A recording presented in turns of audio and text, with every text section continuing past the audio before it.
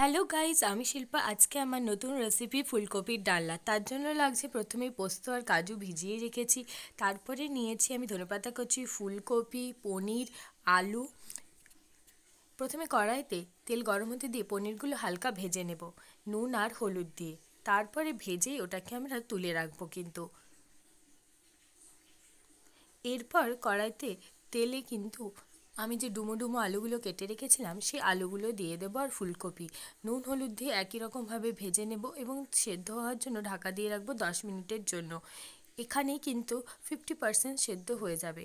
তারপর যে পেঁয়াজ আর টমেটোর মশলাটা রেখেছিলাম সেটা দিয়ে দিয়েছি। এরপর কাঁচা লঙ্কা বাটাটা দিয়ে দিলাম। এরপর শুধু যে টমেটোর পেস্টটা করেছিলাম সেটা মিশিয়ে নিলাম ভালো করে। সমস্ত মশলা কষিয়ে নেওয়ার পর আমাদের প্রতিদিনের যে মশলা আছে নুন, হলুদ, লঙ্কার গুঁড়ো, জিরে গুঁড়ো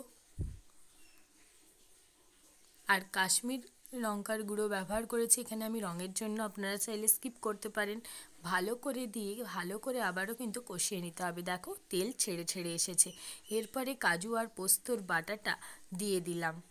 এটা কিন্তু মিডিয়াম টু লো আছে ভালো করে কষিয়ে নিতে হবে মশলাটা।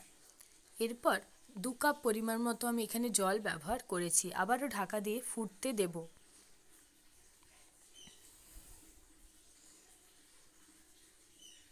দেখো ফোটা শুরু করেছে। এরপর আমি এখানে ফুলকপি আর আলুগুলো দিয়ে দিলাম। ভালো করে আবারও এর সাথে মিশিয়ে নেব। আবারও ঢাকা দিয়ে আমি কিছুক্ষণ হতে দেব। এরপর মিশিয়ে দেব ভেজে রাখা পনিরগুলো।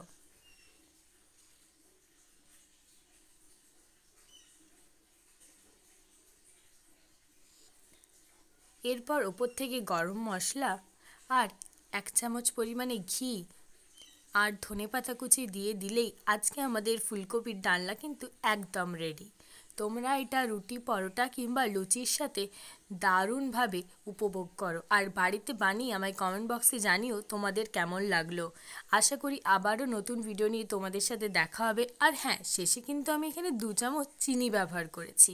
তোমরা মিষ্টিটা না খেতে চাইলে চিনি দিও না। আমার মিষ্টি ভালো লাগে তা আমি একটু চিনি ব্যবহার করেছি। দেখা হচ্ছে আবারও নতুন কোনো ভিডিও নিয়ে। ততক্ষণের জন্য আসি, টাটা। যারা এখনও আমার ইউটিউব চ্যানেল সাবস্ক্রাইব করনি, যা সাবস্ক্রাইব বাটনে ক্লিক করে এসো। লাইক, শেয়ার, কমেন্ট করতে ভুলো না।